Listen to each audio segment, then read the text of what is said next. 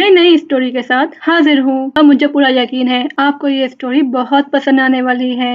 तो चलते हैं हम अपनी स्टोरी की तरफ। हमारे मेन लीड को दिखाते हैं जो अपनी पावर से उड़ता हुआ जा रहा होता है और वो लोग उसका पीछा कर रहे होते हैं और वो लोग और लैन फिंग पर अटैक करते हैं और उनका लीडर अचानक से आकर लैन फिंग को बहुत बुरे तरीके से मार रहा होता है। बहुत ही ऊंचा उड़ता है और आसमान पर पहुंचता है। तो उस टीम का लीडर भी आसमान पर पहुंचकर अपनी इवल पावर यूज करता है और एक बहुत ही बड़ा मैजिक स्पेल बना लेता है और उसे तेज कर लेता है इस सर्कल के अंदर। और उस इवल लीडर के लोग भी वहाँ पर आ जाते हैं और वो लोग निनफिंग पर बार बार अटैक कर रहे होते हैं, पर निनफिंग ने अपने और शील्ड बनाई हुई होती है और वो इन सभी अटैक से बच रहा होता है। पर वो लीडर निनफिंग से कहता है बस कर दो, तुम मेरी पावर से बच नहीं पाओगे, लेकिन अगर तुम्हें बचना है तो बस एक ही तरीका है। और वो पूरा इवल लीडर कह रहा होता है मैं तुम्हें एक ही बार में मार डालूंगा।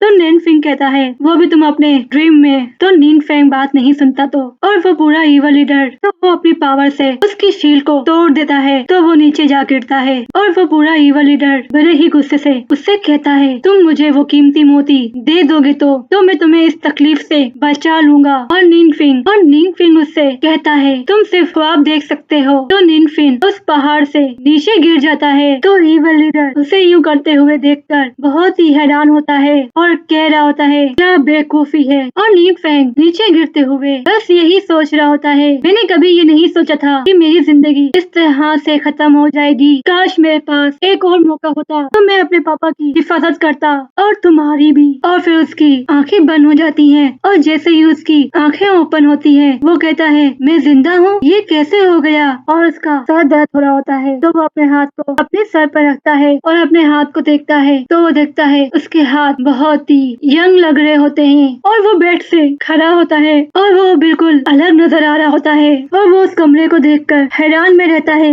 और कह रहा होता है ये तो मेरा बहुत ही पुराना रूम है। और वो सोच रहा होता है क्या मैं अपने पास में आ गया हूँ, और उसे यकीन नहीं हो रहा होता। तो वो अपने रूम को बड़ी ही बारीकी से देख रहा होता है। टेबल को जब हाथ लगाता है तो उसके पापा की उसे याद आती है। यहाँ पर बैठकर वो अपने पापा के साथ मार्शल आर्ट की किताबें पढ़ा करता था और उसके पापा कह रहे होते हैं हमें इन किताबों से भी कुछ न कुछ सीखने की जरूरत होती है। और वो अपनी पुरानी तलवार को देखता है तो कहता है ये तलवार तो मेरे पापा ने मुझे 16 साल की उम्र में दी थी। अगर ये तलवार यहाँ पर है तो इसका मतलब है मैं अभी 16 साल का हो गया हूँ। और निनफिंग को चक्कर आते हैं तो वो कहता है ये तो पॉइजन की अलामत है। तो वो अपना इलाज करने के लिए बैठ जाता है। तो वो अपनी बॉडी को बूस्ट करने के लिए फायर और सन की एनर्जी को ऑब्जर्व करने के लिए इस फॉर्मेशन को बना रहा होता है कि अपनी बॉडी को वो हिल कर सके।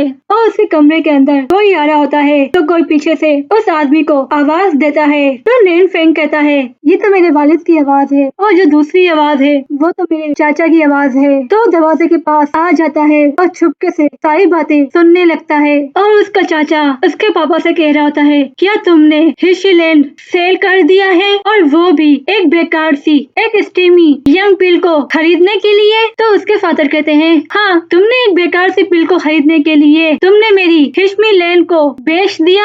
और मैं तुम्हें बताऊं अब उस माइट से नाई फैमिली को कितना बड़ा नुकसान हो रहा है और तुम्हें किसने ये हक दिया था कि तुम माइंड बेच डालो। तो निनफिंग के फादर कह रहे होते हैं मैं इस खानदान का लीडर हूँ और मैंने ही बहुत साल पहले इस माइंड को कम कीमत में खरीदा था और अब कई सालों बाद और अब मैंने उसे कहीं गुना अच्छे दामों में सेल कर दिया है। और ये एक ऐसी सेल है जिससे हमारी फैमिली को कोई भी नुकसान नहीं हुआ है और मेरे बेटे को स्टीम यंग पिल की जरूरत है तो इसीलिए मैंने हिशमी माइंड बेच दी है। तुम अपने बेटे को बचाने के लिए हमारे खानदान के पैसों पर क्यों कर रहे हो, और निनफिंग की जिंदगी तुम बार बार नहीं बचा सकते। क्या फिर से तुम अपने बेटे की जहर को निकालने के लिए हमारी फैमिली की चीजों को तुम यूं ही सेल कर दोगे। तो उसका फादर साफ दिल से कह देता है मैं अपने बेटे को बचाने के लिए कुछ भी करूँगा और अगर मेरे बेटे को मेरी जान की भी जरूरत पड़ी तो वो भी दे दूंगा। तो क्या हमें आगे की नस्ल को बचाना नहीं है क्या। और उसके चाचा को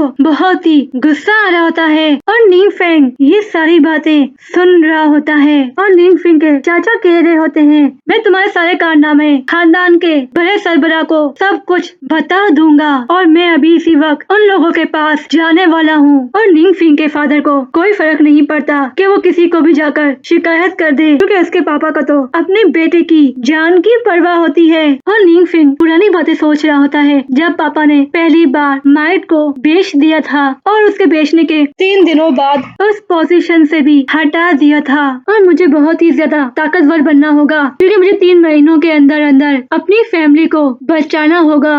और फिर उसके फादर उसके रूम में आते हैं और कह रहे होते हैं, बेटा तुम जाग गए। और उसके फादर उससे कह रहे होते हैं, तुम्हारे जिस्म में जो जहर है तो इसीलिए तुम्हारे जिस्म के अंदर बेहोशी रहेगी, पर मैं तुम्हें जगा हुआ देखकर बहुत ही खुश हूँ। वो अपने बेटे को स्टीम यन गोली देते हैं और कहते हैं, ये खा लो, इससे तुम्हारे अंदर के जहर को कम होने में हेल्प मिलेगी। नाइंग फेंग अपने पापा से कहता है, मैं अब बिल्कुल ठीक हूँ। और उसका फादर जब ये सुनता है तो उसको लगता है मेरे बेटे ने मेरे भाई और मेरे बीच की बातें सब कुछ सुन लिया है और इसीलिए वो ऐसा कह रहा है और इसीलिए ये पिल नहीं ले रहा। और लगता है मेरा बेटा मुझे कोई मुश्किल में नहीं डालना चाहता, इसीलिए वो ये गोली खाने से इनकार कर रहा है। तो वो अपने बेटे को समझाता है, तुम्हें दूसरों की फिक्र नहीं करनी चाहिए कि दूसरे क्या सोचते हैं, और मैं नई फैमिली का लीडर हूँ और सभी लोगों की जायदाद भी तकसीम है और इसमें मेरा भी आधा हिस्सा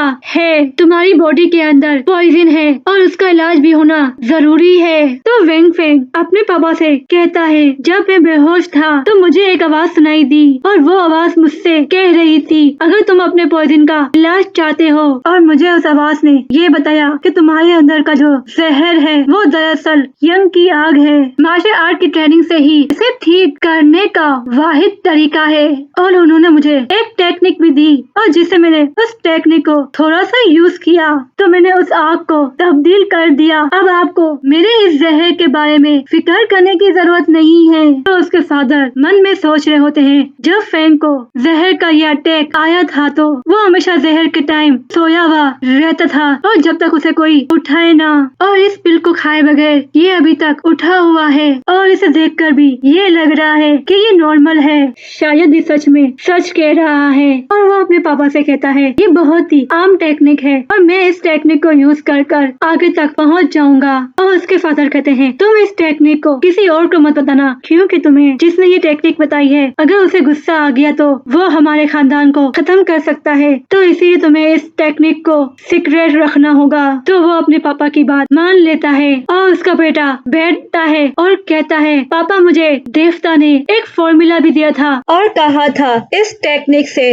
तुम्हारी इनर पावर और भी ज्यादा स्ट्रॉन्ग हो जाएगी, जिसे मैंने एक पेपर पर लिख लिया है और मैंने उस मेज पर उस पेपर को रख दिया है। आप जाकर वो सारी चीजें ले आए। और जब उसके फादर वो पेपर उठाकर वो सारी मेडिसिन को पढ़ रहे होते हैं कि ये सारी मेडिसिन बहुत ही कीमती है और इस मेडिसिन की प्राइस चांदी के 1000 सिक्के हैं और ये वाकई में ही बहुत महंगी है। पर कोई बात नहीं, अगर ये मेडिसिन मेरे बेटे की मदद कर सकती है तो मैं ये जरूर खरीद कर लाऊंगा और मैं इन मेडिसिन में से 1-2 आराम से ले सकता हूँ। तो नाइन फेंग का फादर उससे पूछता है, तुम्हें कितनी तादाद तक इस मेडिसिन की जरूरत है? तो उसका बेटा बड़े आराम से कहता है, 10 की जरूरत है पापा। और उसके पापा का फेस देखकर ही आप लोग अंदाजा लगा लें कि वो क्या सोच रहे होंगे। और यहीं पे हमारी स्टोरी का एंड होता है। नेक्स्ट एपिसोड में मिलेंगे, जब तक के लिए बाय बाय।